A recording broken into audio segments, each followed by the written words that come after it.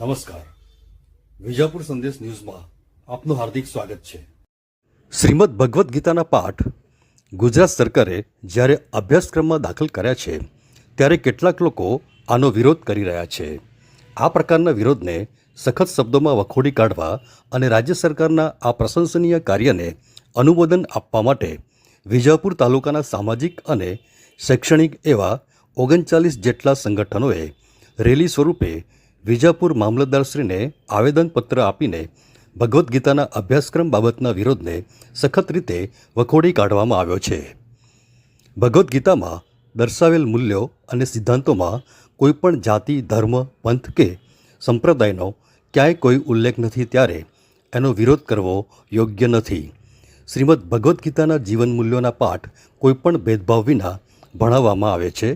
તેને કોઈપણ જાતના વિરોધથી વિચલિત થયા વગર ચાલુ રાખવા જોઈએ તેવો અનુરોધ તમામ સામાજિક અને શૈક્ષણિક સંગઠનો દ્વારા સરકારને કરવામાં આવ્યો છે. સામાજિક સમરસતા મંચ દ્વારા આવેદનપત્ર પણ આપવામાં આવ્યું હતું.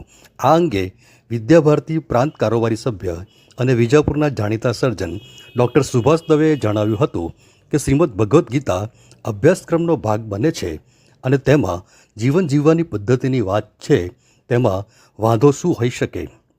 કેટલાક રાષ્ટ્રદ્રોહી તત્વો રાજકીય તુષ્ટિકરણ માટે પોતાના અંગત સ્વાર્થ માટે વિરોધ કરી રહ્યા છે, તે વ્યાજબી નથી અને એટલા જ માટે અમો સરકારશ્રીને આવેદનપત્ર આપી રજૂઆત કરી રહ્યા છીએ.